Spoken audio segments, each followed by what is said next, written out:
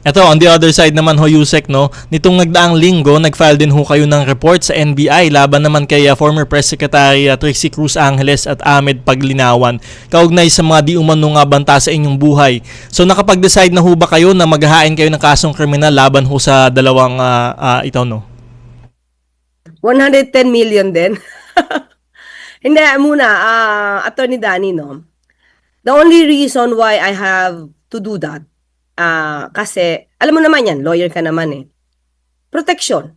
I mean, diba, kung ikaw makakatanggap nun, at alam mo na itong mga taong to ay may kakilala, may kaugnayan sa mga taong may kakilalang assassin na taong kayang magbanta on air sa Pangulo, sa First Lady, at sa dating House Speaker, maaalarma ka.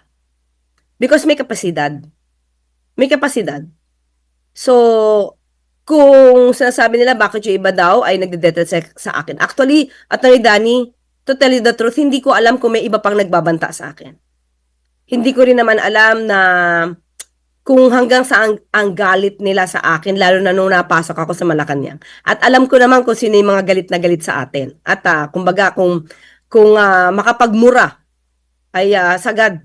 Kumbaga, sabi nga nila, sagad to the bones. Actually, Attorney Danny, hindi lang yun yung sinabi, kung nabasa mo yung post nila, may mura yun. Kung nakita mo, PAKYU. Minura pa tayo.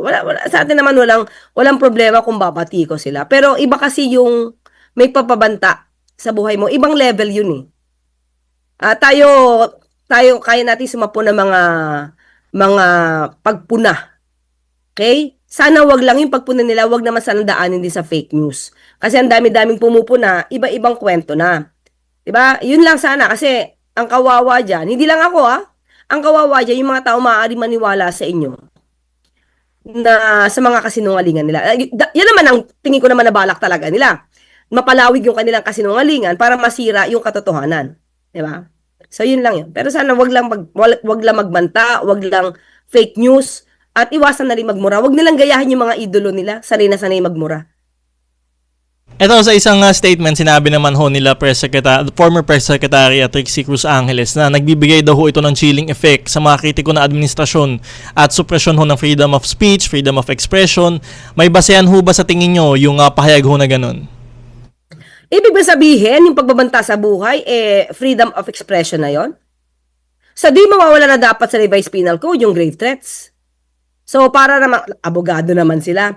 Alam din naman nila kung ano ang hangganan ng freedom of expression. Kung meron tayong karapatan tungkol sa ating mga freedom, meron din kaakibat yan na obligasyon para irespeto mo rin yung karapatan ng ibang tao at igalang mo rin yung dignidad ng ibang tao. So, yung pagbabanta sa buhay, Attorney Danny, hindi yan parte ng freedom of expression. Kung meron chilling effect na gusto nilang i-issue rito, sa akin yun. Dahil ako yung tinakot nila. Ako dapat ang magkaroon ng chilling effect literally. Kaya nga tayo nagpunta sa NBI at para sabihin na meron nagbabanta sa buhay ko. Dahil sa akin yun yung naramdaman ko. Yung fear for my life. Diba? Kaya pwede naman nilang gawin talaga yan. Kasi, ano to, bibig lang? Matapang lang sila sa pagpo-post? So, hindi pwedeng ganun. Diba? Yung taong binigyan nyo ng ganyang pagbabanta, magre-react yun, hindi tayo bato. Diba? Na hindi tayo makakaramdam ng fear. Especially nga, sabi natin, ang mga kaalyado nila, may makakilalang assassin.